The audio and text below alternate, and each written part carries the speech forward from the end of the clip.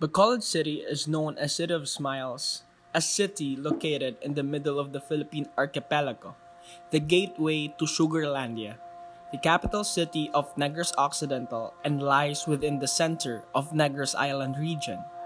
Bacolod City is considered as a highly urbanized city in western Visayas. But how does a rich and progressive place experience economic deprivation?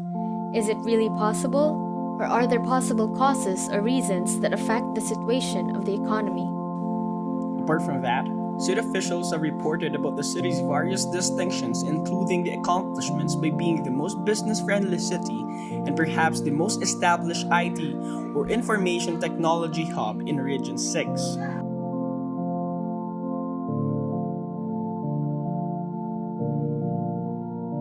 However, an examination of the city's basic socio-economic facts reveal a different pattern, confirming the long-held criticism of social scientists and liberal institutions that the region's principal city's governance has struggled to solve, which are its own inner economic and social issues aside from refusing to change the existing feudal system. Lack of employment, insecure wages, and decent housing, as well as high crime rates, all of which are compounded by the city government's lack of pro-people development paradigm, are just some of the signs that Bacolod will never become a humane city.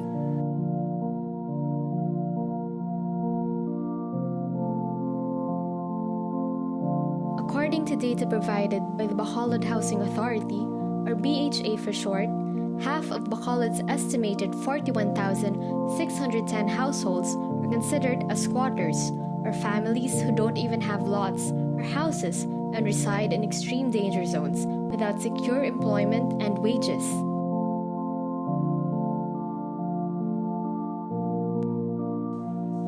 And as per the BHA, the number may have risen from 60 to 65% of the city's population, as the 39,921 squatters identified in the city's 1997 database were still removed.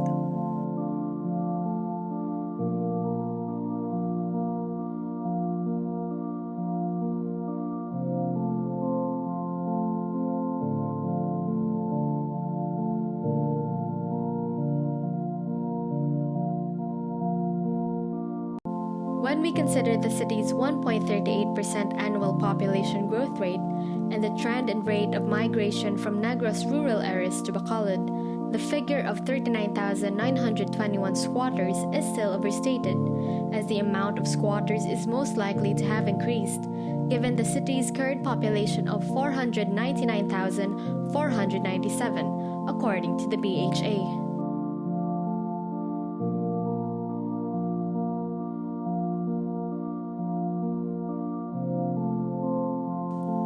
The city is considering purchasing a 30 to 60 miles of land to house over 1,000 squatters with pending court cases and others who are likely to be ejected soon, as well as about 200 waitlisted household relocatees with awaiting demolition orders.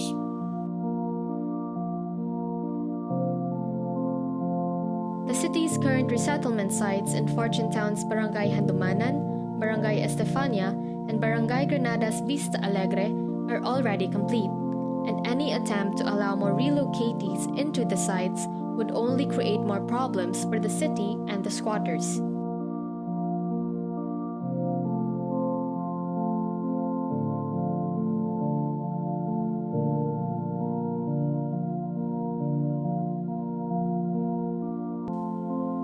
Even this would be insufficient since the number of squatters continues to rise while work opportunities remain scarce.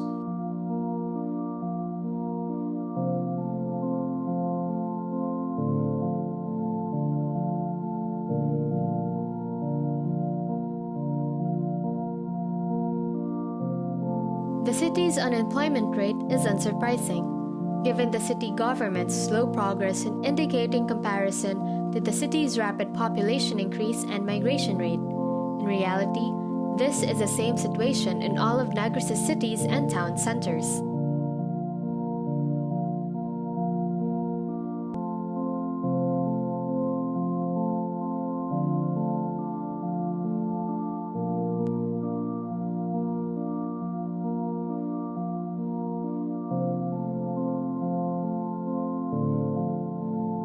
According to official city and labor statistics analyzed by the author, 74% of the city's total labor force of 228,000 people had no stable employment and incomes in 2007, and the figure is still rising. The unemployment rate is just 26%, and economic statistics suggest that things aren't getting any better.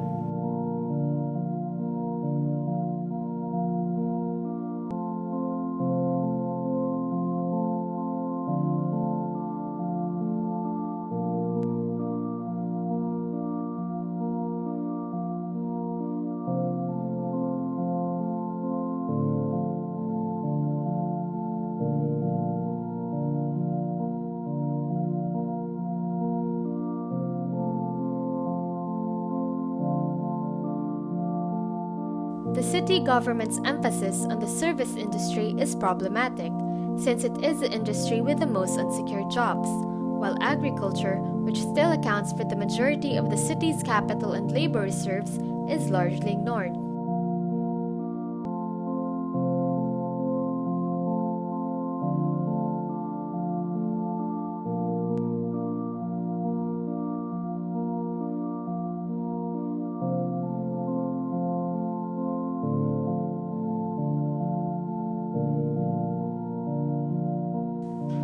As the city grows without much work to provide, thousands of people who come here ostensibly looking for greener pastures end up engaging in illegal actions just to survive. The city of Bacolod is becoming a combination of highly mobile and transient people, making it more difficult for urban authorities to track and regulate the population.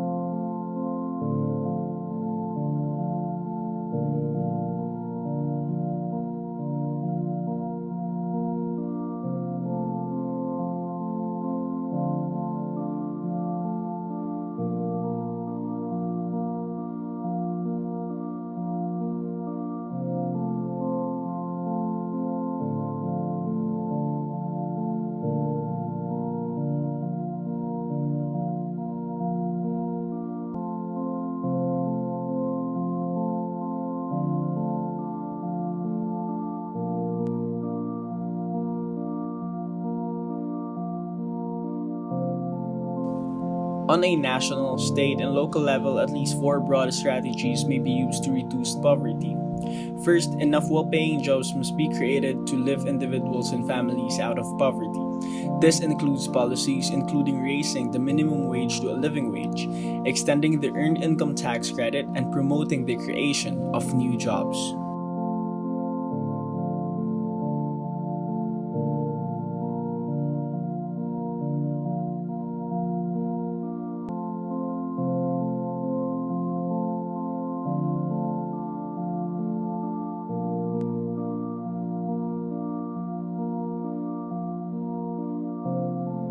Second, it is important to expand access to critical social and public goods. Quality education, both primary and secondary, as well as post-secondary, healthcare, affordable housing, and childcare are among these.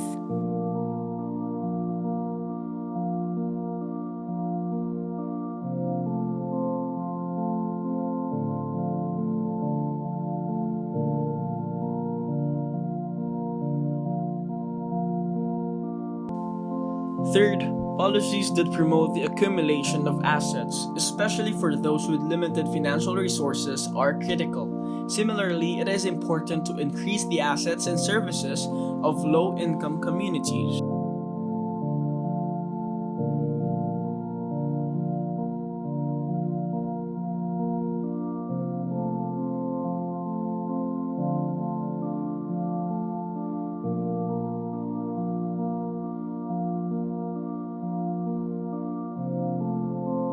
Finally, in order to solve poverty on a national, state, or local level, a strong and efficient social safety net is essential. This will include a variety of programs and services aimed at assisting families in regaining their financial footing after a period of economic hardship.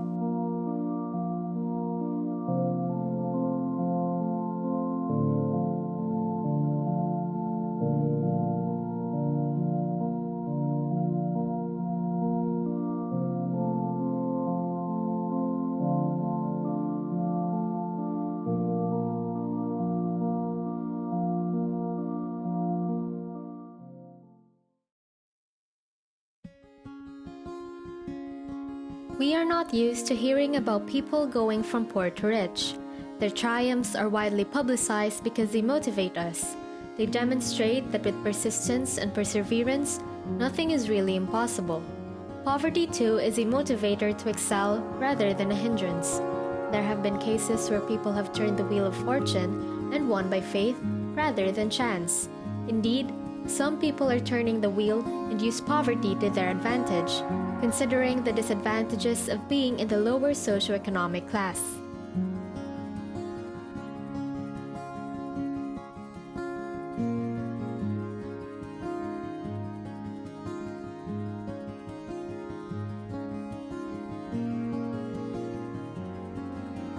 Poverty is what motivates people to work hard to achieve their goals. What one may regard as a suffocating impact and an excuse to do less, the other might regard as an incentive to do more, as the very reason to step forward and emerge not only better but triumphant from the situation.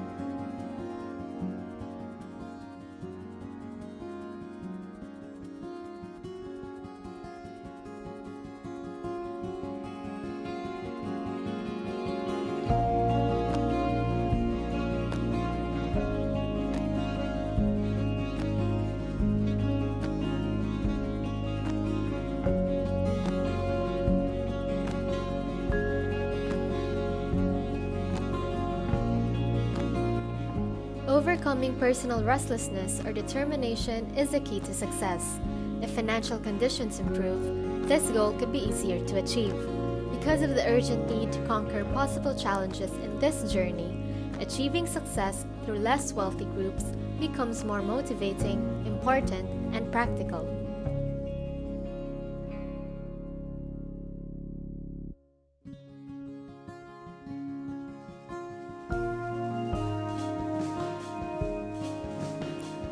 While financial background and efficiency play an important role and act as a tool for achieving success, having a wealthy family or a strong financial background does not guarantee success.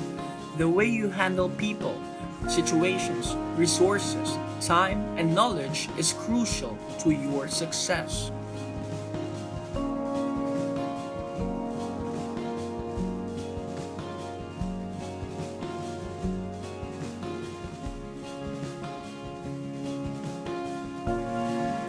So no matter who you are, always strive to dream and wish high. Have an attainable vision, work hard and methodically, seek guidance from others, be patient and pray, and success will come to you. So don't just give up, people of Bacolod.